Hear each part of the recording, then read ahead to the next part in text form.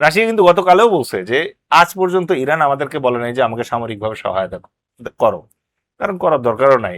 Iran মনে করেন যে পারস্য সভ্যতার অংশ। তারা সাইরাস দি গ্রেটের সময় যুদ্ধ করা শিখছে, তারপরে তারা যুদ্ধ করা শিখছে হচ্ছে অটোমানদের এগেনস্টে, তারপরে তারা যুদ্ধ করছে আলেকজান্ডারের এগেনস্টে, তারা যুদ্ধ করছে চেঙ্গিসের মঙ্গলদের এগেনস্টে, তৈমুরের এগেনস্টে। তারা ইভেন ইসলামের যে যুদ্ধ আছে খালিদ বিন ওয়ালিদের মতো যোদ্ধার সাথে তারা যুদ্ধ করেছে।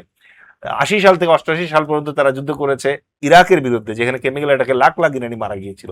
সুতরাং তাদের ডিএনএ তে একটা যোদ্ধার জাত আছে। এইবার হঠাৎ করে জানুয়ারি মাসে একবার ভেনেজুয়েলার প্রেসিডেন্ট মাদুরো এবং তার স্ত্রীকে কিডন্যাপ করার পর ট্রাম্পের মনে হলো যে এখন সময় হয়েছে আয়াতুল্লাহ আলী খামেনি যে আছে তাকেও খেয়ে ফেলার। কারণ একই ডিজাইনে তারা লিবিয়ার গাদ্দাফিকেও খেয়ে ফেলছিল, একই ডিজাইনে তারা সাদ্দাম হোসেনকেও খেয়ে ফেলছিল ইরাকে।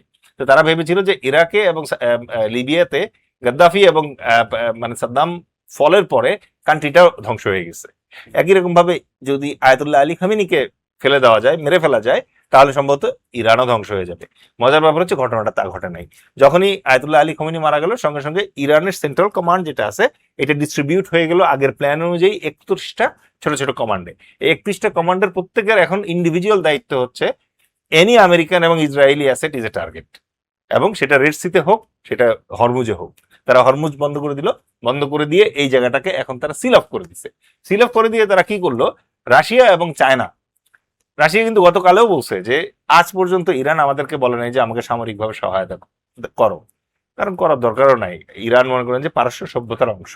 তারা সাইরাস দি গ্রেটের সময় যুদ্ধ করা শিখছে, তারপরে তারা যুদ্ধ করা শিখছে হচ্ছে অটোমানদের এগেনস্টে, তারপরে তারা যুদ্ধ করছে আলেকজান্ডারের এগেনস্টে, তারা যুদ্ধ করছে চেঙ্গিসের মঙ্গলদের এগেনস্টে, তৈমুরের এগেনস্টে। তারা ইভেন ইসলামের যে যুদ্ধ আছে খালিদ বিন ওয়ালিদের মতো যোদ্ধার সাথে তারা যুদ্ধ করেছে। 80 সাল থেকে 88 সাল পর্যন্ত তারা যুদ্ধ করেছে ইরাকের বিরুদ্ধে, যেখানে কেমিক্যাল অ্যাটাকে লাখ লাখ ইরানি মারা গিয়েছিল। সুতরাং তাদের ডিএনএ তে একটা যোদ্ধার জাত আছে। আর সেই 79 সাল থেকে তারা যেহেতু জানে যে আমেরিকার স্যাংশন আছে, আমাদের দেশে ডলার দিয়ে কাজ হয় না, সুতরাং সেই 1979 সাল থেকে প্রায় গত 47 বছর ধরে তারা প্রস্তুতি নিচ্ছে এই আমেরিকার বিরুদ্ধে একটি যুদ্ধ করতে হবে সেইটার। সুতরাং সেই প্রস্তুতি নিতে নিতে তারা করেছে কি, তাদের নিজের দেশ এবং ইরাকের নিচে তারা একটা ওই যে গাজাতে যেরকম টানেল আছে যেটাকে বলে গাজা মেট্রো, এরকম করে ইরানের যে টানেল সিটিটা আছে এটাকে বলা হয় এই ইরানিয়ান টানেল সিটি।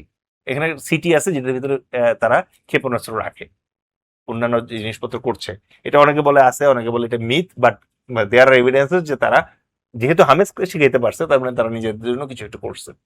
তো এই যে 40 বছরের প্রিপারেশনের জন্য প্রথম একদিন অথবা 2 দিন আমেরিকা যেটা করলো সেটা হচ্ছে যে প্রায় 150 ক্ষেপণাস্ত্র নষ্ট করলো। প্যাট্রিয়ট তো প্রায় অলরেডি 30-40% শেষ হয়ে গেছে এই জায়গায়। শেষ করে ফেলার পরে তারা ভাবলো যে যেহেতু আয়াতুল্লাহকে মেরে ফেলা গেছে, নিশ্চয়ই এবার রেজিম চেঞ্জ হবে। ওমা, রেজিম তো চেঞ্জ হলো না।